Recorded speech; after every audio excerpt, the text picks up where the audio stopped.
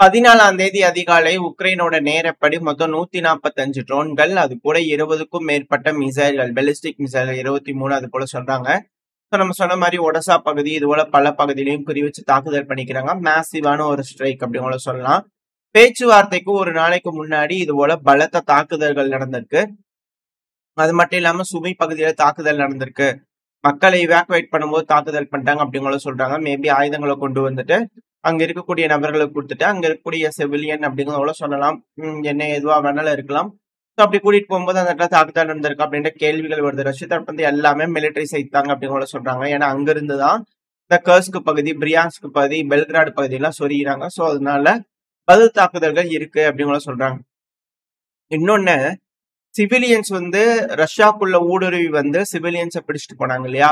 So அவங்க எல்லாத்தையும் கேடயமா பயன்படுத்துறாங்க. மிலிட்டரி இருக்கக்கூடிய பகுதிகளில் ரஷ்யன்ஸ் அதிக அளவில் வச்சுக்கிறாங்க. உக்ரைனுக்குள்ளேயே பிடிச்சிட்டு போய் வச்சிருக்காங்க பிணைய கைதிகளா. ஸோ அப்படி வச்சிருக்கனால அந்த இடத்துல தாக்க முடிய மாட்டேது. ஷீல்டா யூஸ் பண்றாங்க, ஹியூமன் ஷீல்ட்ஸா அப்படிங்கிறது போல குற்றச்சாட்டுகள் ரஷ்ய தரப்பு வந்து வந்துகிட்டு இருக்கு. அது மட்டும் இல்லாம பெர்சன் பகுதிகளில் ட்ரோன்களை யூஸ் பண்ணி லேண்ட் மைன்ஸ் இருக்கும் இல்லையா, கண்ணு வெடிகள், ஸோ அதை கொண்டு வந்து பார்த்தா போட்டு போயிடுறாங்க. இதனால அங்க சிவிலியன்ஸ் போய் வரும்போது வெடிச்சிருது அப்படிங்கிறாங்க. பட் ஆனால் அது எல்லாமே மிலிட்ரி தான் அப்படிங்கிறது போல ரஷ்ய தரப்புன்னு சொல்லிட்டு இருக்கிறாங்க. ஸோ இருதரப்புலையும் மாறி மாறி குற்றச்சாட்டுகள் இருக்கு. ஸோ தாக்குதல்கள் அப்படிங்கிறது இருதரப்புலையும் பலமா இருக்கு. மேப் வீடியோல பார்க்கும்போது பார்ப்போம். ஏன்னா தொடர்ந்து ரஷ்ய தரப்பு வந்து பல பகுதிகளையும் முன்னேறிட்டு தான் இருக்கிறாங்க. இப்போ ஃப்ரண்ட் லைன் முழுவதுமே உக்ரைனுக்கு கொலாப்ஸ் ஆகக்கூடிய ஸ்டேஜ்ல இருக்கு. கூடிய சீக்கிரத்துல டிஸ்இன்டகிரேட் ஆனாலும் ஆச்சரியப்படுறதுக்குல ஃப்ரண்ட் லைன்ஸ்லாம் அப்படிங்கிற பலரும் சொல்லிட்டு இருக்காங்க. ஏன்னா அட்வான்ஸ் ஆகக்கூடிய ரேட்டுங்கிறது ரொம்ப அதிக அளவுல இருக்கு ரஷ்யாவுக்கு. ஸோ இப்படி இருக்கும் சமயத்துல தான் பேச்சுவார்த்தை அப்படிங்கிறது போல அடிபட்டிருக்கு. அதாவது பேச்சுவார்த்தைக்கே போக மாட்டேன். அதுவும் டிமித்ரி குலேபா அவர்கள், இந்த நாய் வந்து கடிச்சு வச்சு தெரியுங்களா, பார்க்ல வந்து உக்ரைனோட கேபிட்டலான கீவ்ல பார்க்ல வாக்கிங் போகும்போது கடிச்சு வச்சிச்சு. அப்ப இருந்தே மனுஷனுக்கு சரியில்லை, கொஞ்சம் மனசு விட்டாரு. அதனால வேலையை விட்டு போயிட்டாரு. அப்ப ஃபாரின் மினிஸ்டரா இருந்தாரு உக்ரைனுக்கு. அந்த டைம்ல வந்து பாத்தீங்கன்னா அவர் என்ன சொன்னாருன்னா, பொக்கு பொக்குன்னு விடுவேன் அப்படின்னாரு. யாராவது பேச்சுவார்த்தைன்னு வந்து உக்காந்தாங்கன்னா ரஷ்யன்ஸை பார்த்தாலே பொக்கு பொக்குன்னு வைப்பேன் அப்படிங்கிறது போல ஆக்ஷனோட செஞ்சு காமிச்சாரு. அதுவும் புடானா அவர்கள்லாம் பிரிச்சு மேய்ஞ்சிட்டு தான் பேச்சு அப்படிங்கிறதெல்லாம் சொல்லியிருந்தாரு. இப்போ பேச்சுக்கள் உக்ரைன் கிட்ட அதிகமா இருந்தது. இப்ப என்னன்னா பேச்சுவார்த்தை பேசவே மாட்டேன் அப்படின்னு ஜெலன்ஸ்கி அவர்கள்லாம் சட்டம் போட்டுட்டு உக்காந்துட்டு இருந்தாரு. ரஷ்யா கூட பேச்சாவது ஒண்ணா அது போங்கப்பா அப்படிங்கிறது போல நான் டீசெண்டா சொல்றேன். அவர் இன்னும் டீசெண்டா பேசியிருந்தாரு அந்த டைம்ல எல்லாம். பேச்சுவார்த்தையே கிடையாது அப்படிங்கிறது போல சட்டம்லாம் போட்டு உட்காந்துட்டு இருந்தாரு. இப்ப என்னன்னா அந்த சட்டத்துல எல்லாம் சில மாற்றங்கள் மாற்றி எல்லாம் செஞ்சு இப்ப வந்து பாத்தீங்கன்னா துருக்கியில வந்து திரும்பி அதே துருக்கியில வந்து பாத்தீங்கன்னா பேச்சுவார்த்தைக்காக உட்கார்ந்து இருக்கிறாங்க. ஒரு நாளைக்கு முன்னதாவே வந்து பாத்தீங்கன்னா வந்திருக்கிறாங்க. இதுக்கு தலைமை பொறுப்பேற்றிருக்கிறது ஆண்ட்ரி எமார்க் அவர்கள், பிரசிடென்ட் ஆபீஸ், உக்ரைனோட பிரசிடென்ட் ஆபீஸ் இருக்கிறவங்க. அது மட்டும் இல்லாம உக்ரைனோட ஃபாரின் மினிஸ்டர் ஷேபா அவர்கள். இவங்க எல்லாருமே வந்து பாத்தீங்கன்னா ஷேமா அங்க வந்து அசம்பிள் ஆயிருக்காங்க. அமெரிக்க தரப்பு வந்து விட்டாஃப் அவர்கள், மார்க்கோ ரூபியோ அவர்கள்லாம் வந்து பாத்தீங்கன்னா அசம்பிள் ஆயிருக்காங்க. ஸோ இவங்களுக்குள்ள பேச்சுவார்த்தைகள்லாம் இருக்கு. ஒரு நாளைக்கு முன்னதாவே வந்துட்டாங்க. ரஷ்யா நெக்ல வச்சுதான் டெலிகேஷன்ஸை சொல்லியிருந்தாங்க. அதுவும் மாறிட்டே இருக்குது. வெயிட் பண்ணி பார்ப்பானா கண்டிப்பா லாவ்ரோ அவர்களாவது வேணும் அப்படிங்கிறவங்கள எதிர்பார்த்து காத்துட்டு இருக்காங்க. எதுக்குன்னு தான் தெரியல. இவங்க வேணும், அவங்கள அனுப்புங்க, இவங்களை அனுப்புங்கன்னு கேட்டுக்கிறாங்க. எதுக்கு அப்படிங்கிறவங்கள தெரியல. பட் இருந்தாலும் வெயிட் பண்ணி பார்ப்போம். சார்பா யாரு போறாங்க, உட்காந்து என்ன பேச்சுவார்த்தைகள் நடக்குது எல்லாமே பார்ப்போம். ஆனா ஜெலன்ஸ்கி அவர்கள் எதுனாலும் சரி முதல்ல ஒரு 30 நாள் சீஸ்ஃபயர் போடுங்க அப்படிங்கிறது தான், அன்கண்டிஷனல் சீஸ்ஃபயர் போடுங்க அப்படிங்கிறது தான் அவரோட கோரிக்கையா இருக்க போது. இதை எப்படி நேக்கா டேக்கா கொடுத்து ரஷ்ய தரப்பு இருந்து வராங்கன்னு பார்க்கலாம். ஏன்னா வரதுக்கு முன்னாடியே சொல்லிட்டாங்க, இந்த 30 நாள் சீஸ்ஃபயர் கேட்கறதே உக்ரைனை திரும்பவும் ரீகன்ஸ்ட்ரக்ட் பண்றதுக்கு, ரீஆர்ம் பண்றதுக்கு தான். அதெல்லாம் செல்லாது. இந்த பேச்சுவார்த்தைங்கிறது சுமூகமா இருக்கணும். அமைதிக்காக போற வழியான இதா இருந்ததுன்னா தான் மேற்கொண்டு பண்ண முடியும், இல்லைன்னா முடியாது அப்படிங்கிறாங்க. இதுக்கு யூரோப்பியன் யூனியன் தரப்புலாம் ரெடியா இருக்கும், ரெடியா இருக்கலாம். அழுத்தங்கள் பெருமளவுல சாங்ஷன். இப்ப போடக்கூடிய சாங்ஷன் அறிக்கை 17ஆம் கட்ட பொருளாதார தடை அப்படியே ரஷ்யாவை பிடிச்சி இறுக்கணும் அப்படிங்கிறதோட பிரான்ஸோட இமானுவேல் மேக்ரோன் அவர்கள் தரப்பு ஸ்டேட்மெண்ட் எல்லாம் வந்துகிட்டு இருக்கு. என்ன ஏதுங்க தெரியல, வெயிட் பண்ணி பார்ப்போம். ஆனா கெலாக் அவர்கள் தரப்பு ஸ்டேட்மெண்ட் என்ன வந்திருக்குன்னா, 30 நாள் சீஸ்ஃபயர் போட்டா ஆளுங்க எல்லாத்தையும் ரெடி பண்ணுங்க, ட்ரூப்ஸ் எல்லாத்தையும் ரெடி பண்ணுங்க, கொண்டு வந்து டினிப்பர் ரிவர் பக்கத்துல வந்து கொண்டு வந்து நிப்பாட்டி வச்சிடலாம். ஏன்னா இது எல்லாமே பேச்சுவார்த்தைகளை இடம்பெறும் அப்படிங்கிற சொல்லப்பட்டு வருது. ரஷ்ய தரப்பு வந்து நோ நாட்டோ ட்ரூப்ஸ் இன் உக்ரைன் அப்படிங்கிறவங்கள இருக்காங்க. ஏன்னா இப்போ ட்ரூப்ஸ் வந்து உள்ள வராங்க அப்படின்னாலே, உக்ரைனுக்குள்ள வந்துட்டாங்க அப்படின்னாலே ரஷ்யா தூத்துருச்சுன்னு அர்த்தம். ஏன்னா அது வந்து இருக்கக்கூடாது அப்படிங்கறத இங்க இருக்கக்கூடிய மிக முக்கியமான ஒரு கோரிக்கையா இருக்கு ரஷ்ய தரப்பு இருந்து. ஆனா அதுக்கு அவங்க முடியாது அப்படிங்கிற இருக்காங்க. எல்லாருமே வந்து பெருமளவுல சாங்ஷன் பண்ணணும் அப்படிங்கிற ரெடி ஆயிட்டு இருக்காங்க. இதுக்கு போலாந்து தரப்பு இருந்து என்ன சொல்லிக்கிறாங்கன்னா, போலாண்டோட ஃபாரின் மினிஸ்டர் சிராவ்ஸ்கி அவர்கள் அவர் தரப்பு இருந்து என்ன சொல்லிக்கிறாருன்னா, அட போங்கப்பா நாங்களாம் ஒன்றும் ட்ரூப்ஸ் எல்லாம் அனுப்ப மாட்டோம். யார் அனுப்புறாங்களோ அவங்களை கூட்டிட்டு போய் வச்சுக்கோங்க அப்படிங்கிறது போல. ஏன் அப்படின்னா போலாண்டுக்கு இதுலலாம் பெருமளவுல விருப்பம் இல்லை. உள்ள ட்ரூப்ஸ் அனுப்புறாங்களே போருக்கு போற மாதிரி இருக்கு. எங்களுக்கு தான் இதுக்கெல்லாம் சம்மந்தம் இல்லை அப்படிங்கிறவங்க அவங்க தரப்பு இருந்து விலகி நிக்கிறாங்க. ஏன்னா கெலாக் அவர்கள் சொல்லியிருந்தார், ட்ரூப்ஸ் எல்லாம் ரெடி பண்ணுங்க, ஃப்ரண்ட் லைனுக்கு கொண்டு போகலாம் அப்படிங்கிற வந்து பாத்தீங்கன்னா சொல்லியிருந்தாரு.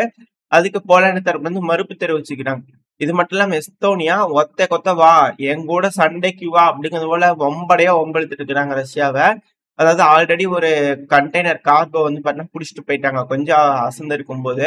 இப்ப கபான் கொடி இருக்கக்கூடிய ஒரு ஷிப் வந்து பாத்தீங்கன்னா கண்டெய்னர் ஷிப் போயிட்டு இருக்கும்போது எஸ்தோனியாவோட நியூட்ரல் வாட்டர்ஸ் தான், அதாவது இன்டர்நேஷனல் வாட்டர்ஸ் இருக்கும். அது ரொம்ப பார்டர்லாம் ஒட்டி ஒட்டி இருக்கிறதுனால கரெக்டா எதுவும் ஃபாலோ பண்ண முடியாது. ஏன்னா ரஷ்யாவும் இருக்கு, எஸ்தோனியாவும் இருக்கு, மேல பின்லாண்டும் இருக்கு. இந்த பால்டிக் கடல் பகுதியில வந்து பாத்தீங்கன்னா எக்ஸாக்டா என்ன ஏதுங்கிற ஒரு விஷயத்த வந்து பண்ணா பிரிக்கல. இந்த நியூட்ரல் வாட்டர்ஸ்ங்கிறது எக்ஸாக்டா இல்ல. ஸோ அதுல ஏகப்பட்ட குளறுபடிகள் இருக்கு. ஆனா ஆல்ரெடி அங்கீகரிக்கப்பட்ட நியூட்ரல் வாட்டர்ஸ் தான் வந்துட்டு இருக்காங்க அப்படிங்கிற ரஷ்யா வந்து சொல்றாங்க. ஆனா எஸ்தோனியா என்ன சொல்றாங்கன்னா, இல்ல வயலேட் பண்றாங்க, அது வந்து ஷேடோ டேங்கிங், நாங்க அது போய் அடிப்போம் அப்படிங்கிற சொல்லிட்டு இருந்தாங்க. எஸ்தோனியா வந்து பாத்தீங்கன்னா ரஷ்யாவோட இந்த கப்பலை பிடிக்கிறதுக்கு ஹெலிகாப்டர்ல அனுப்பி ஏதாவது பண்ணலாமான்னு பார்த்தாங்க இதுக்கு முன்னாடி பண்ண மாதிரி.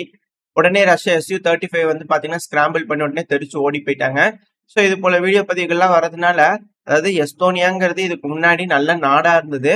இப்போ வந்து பாத்தீங்கன்னா கடல் கொள்ளையர்களா மாறிட்டு இருக்கு அந்த நாடு. ஏன்னா அதுக்கப்புறம் அவ்வளவு திவாலாயிட்டு இருக்குது. ஸோ அப்புறம் கொள்ளையடிச்சாதானே ஏதாவது வாழ முடியும். ஸோ கடல் கொள்ளையர்களா மாறிட்டு இருக்காங்க எஸ்தோனியா அப்படிங்கிற பேர்கள்லாம் பெருமளவில் அடிபடுது. யூரோப்புக்கு வந்து சோதனை பாத்தீங்களா என்ன மாதிரியான சோதனைகள் ஆயிப்போச்சு. இது போல வந்து பாத்தீங்கன்னா ரஷ்யாவுக்கும் சண்டைக்கு போயே ஆகணும்னு சில நாடுகள் இருக்காங்க. ரஷ்யாவோட சண்டைக்கு வேண்டாம் அப்படின்னு சில நாடுகள் இருக்காங்க. என்னமோ பண்ணுங்க தயவு செஞ்சு எங்களை விட்டுருங்க அப்படின்னு சில நாடுகள் இருக்காங்க. இந்த சமயத்துல தான் ஜெலன்ஸ்கி அவர்கள் டீம் அனுப்பிச்சு விட்டுக்கிறாரு. பார்ப்போம் இந்த தடவை யார் அனுப்புவாங்க, என்ன பண்றாங்க, என்ன பேசுறாங்க அப்படிங்கலாம் நான் வெயிட் பண்ணி பாக்குறேன் அப்படிங்கிறதுல ஜெலன்ஸ்கி அவர்கள் தரப்புல இருந்து வந்து பாத்தீங்கன்னா ஒரு தினுசா இருக்காரு. என்ன தினுசா இருக்காரு அப்படிங்கறது தெரியல. நல்லா பயங்கரமா பிளான் போட்டு வச்சுக்கிறாருன்னு நினைக்கிறேன். சரி, ஓகே, வெயிட் பண்ணி பார்க்கலாம் என்ன மாதிரியான திட்டங்கள், என்ன மாதிரியான நடவடிக்கைகள் இதுக்கு மேல உக்ரைன் எடுக்க போறாங்கன்னு சொல்லிட்டு. அப்படியே மிடில் ஈஸ்டுக்கு வந்துட்டோம் அப்படின்னா, மிடில் ஈஸ்ட்ல அமெரிக்காவோட அதிபரான டொனால்டு ட்ரம்ப் அவர்கள் வருகை தந்திருந்தாரு. ஸோ அவரோட வருகையால வந்து பாத்தீங்கன்னா மிடில் ஈஸ்டே கோலாகலம் போல இருந்ததுன்னு சொல்லலாம். ஏன்னா சவுதி அரேபியாவோட ஒரு டிஃபென்ஸ் டீல். அடுத்தது சிரியால வந்து பாத்தீங்கன்னா ஜொலானி அவர்கள் இப்ப அல்ஷாரான்னு பேர் மாத்திட்டாரு. முதல்ல அவரோட பேர் அல் ஜொலானி அவர்கள். தீவிரவாதியா இருக்கும்போது அந்த பேர் இருந்தது. இப்ப அவர் வந்து அதிபராயிட்டார், அதனால பேர் மாற்றம் அடைஞ்சிருச்சு. நம்ம எப்பவுமே பழைய பேரை வச்சு அவரை கூப்பிடுறது வழக்கம். ஸோ ஜொலானி அவர்கள் வந்து பாத்தீங்கன்னா சவுதி அரேபியாவுக்கு வந்திருந்தாங்க. அக்ரிமெண்ட்லாம் சைன் பண்ணிருந்தாங்க. சாங்ஷன்ஸ் எல்லாம் தூக்கி விடுறாங்க. இது போல செய்திகள்லாம் பார்த்தோம்ல. அப்படியே கத்தாருக்கு போயிருந்தாரு. கத்தார்ல வந்து பாத்தீங்கன்னா $1 trillion அளவுக்கான குறைஞ்சது இருக்கலாங்க அப்படிங்கிறதோட ஒரு ஒப்பந்தத்தை சைன் பண்ணிக்கிறாங்க. எக்கனாமிக் டீல மிக பெரும் அளவுல கத்தருக்கு வந்து பாத்தீங்கன்னா ஒரு ஜாக்பாட் அடிச்சிருக்கு. ஏன்னா இந்த பிராந்தியத்துல கத்தருக்கு சவுதிக்கு ஆகாம இருந்தது. அதெல்லாம் முன்னாடி இருக்கக்கூடிய விரோதம். ஆனா அதுக்கப்புறமா கத்தர் வந்து எப்ப நேட்டோவோட சென்ட்ரல் கமாண்டோட பேஸ் அங்க வச்சாங்களோ, ரெண்டாவது ஹமாஸ வந்து பாத்தீங்கன்னா பெருமளவுல ஃபண்டிங் கொடுத்துட்டு இருக்காங்களோ, அவங்களுக்கு வந்து ஒரு தனி ஒரு பூஸ்ட் கிடைச்சிருந்தது. இப்ப அதுக்கேத்தபடி அவங்க செஞ்சுக்கிட்டு இருக்காங்க. அந்த பிராந்தியத்துல வந்து பாத்தீங்கன்னா ஒரு நல்ல ஒரு ரீஜனல்ல வந்து பாத்தீங்கன்னா ஒரு நல்ல பவர்ஃபுல் பிளேயரா கத்தார் மாறிட்டு இருக்காங்க. அதுல எந்த ஒரு மாற்றமும் இல்ல. இப்ப இந்த இடத்துல வந்து பாத்தீங்கன்னா இன்னொரு ஜாக்பாட் வந்து பண்ணா துருக்கி கிடைச்சிருக்கு. இதுக்கு முன்னாடி அமெரிக்கா பல தடைகள் துருக்கிக்கு போட்டிருந்தாங்க ஆயுதங்கள் கொடுக்கறதுக்கு. இப்ப வந்து பாத்தீங்கன்னா வேணுங்கிறது வாங்கிக்கப்பா, டிஃபென்ஸ் அந்த இதெல்லாம் கொஞ்சம் கொஞ்சம் விளக்கிக்கலாம், ஆயுதங்கள்லாம் நிறைய வாங்கி வச்சுக்க அப்படிங்கிறது போல அமெரிக்க தரப்பு வந்து அதிகமான ஆயுத வியாபாரம் வந்து பாத்தீங்கன்னா அரபுலக நாடுகளோட இன்க்ரீஸ் பண்ணியிருக்காங்க. இத மேலும் மேலும் இஸ்ரேலுக்கு வந்து பாத்தீங்கன்னா மிக மோசமான விளைவுகளை ஏற்படுத்திக்கிட்டு இருக்கு அப்படின்னு சொல்றாங்க. ரொம்ப அமைதியா பொடு பொடுன்னு வந்து பாத்தீங்கன்னா இஸ்ரேலும் பாத்துக்கிட்டு இருக்கு. அந்த விரோதத்தெல்லாம் வந்து பாத்தீங்கன்னா காசால தாக்குதல் பண்ணிட்டு இருக்கிறாங்க. 80 நபர்களுக்கு மேல இறந்திருக்கிறாங்க. பயங்கரமான தாக்குதல் பண்ணிட்டு இருக்காங்க. ஒரு தாக்குதல்ல அதிகமான உயிர் சேதங்கள் நடந்துட்டு இருக்கு. ஹாஸ்பிட்டல்ஸ் இருக்கக்கூடிய இடங்கள்லாம் சேதங்கள் நடந்துட்டு இருக்கு அப்படின்னு சொன்னாங்க. இப்போ சிரியால வந்து பாத்தீங்கன்னா அழுத்தங்கள் ட்ரம்ப் அவர்கள் கொடுத்திருந்தாரு. சிரியா வந்து இஸ்ரேலோட கொஞ்சம் இணக்கமா போகணும் அப்படிங்கிற அழுத்தங்களை ஜொலானி அவர்கள் கொடுத்திருந்தாங்க. இந்த காரணத்தினாலே என்னமோ தெரியல, பல அழுத்தங்கள் இஸ்ரேல் சந்திக்கிறதுனால இப்ப ஃபைனலா அமெரிக்காவோட எய்டுகள்லாம் வந்து பாத்தீங்கன்னா மக்களுக்கு போய் சேர்றதுக்கு அலோவ் பண்றோம் அப்படிங்கிறது போல இஸ்ரேல் தரப்புல வந்து அலோவ் பண்ணியிருக்கிறாங்க. இது ஒரு மிக நல்ல முடிவு. அது மட்டும் இல்லாம இந்த எஜிப்ட் தரப்புல, கத்தார் தரப்புல இருந்தெல்லாம் கடுமையான கண்டனங்கள் தெரிவிச்சிருக்காங்க. என்னப்பா நீங்க அட்டாக் பண்றத பார்த்தா பேச்சுவார்த்தை சுமூகமா முடிக்கிற மாரியே தெரியலையே! அப்படிங்கிறதுல வந்து பார்த்தீங்கன்னா, கடுமையான கண்டனங்கள் இந்த தாக்குதலுக்காக செஞ்சுட்டு இருக்காங்க. சொல்லிட்டு இருக்கிறாங்க.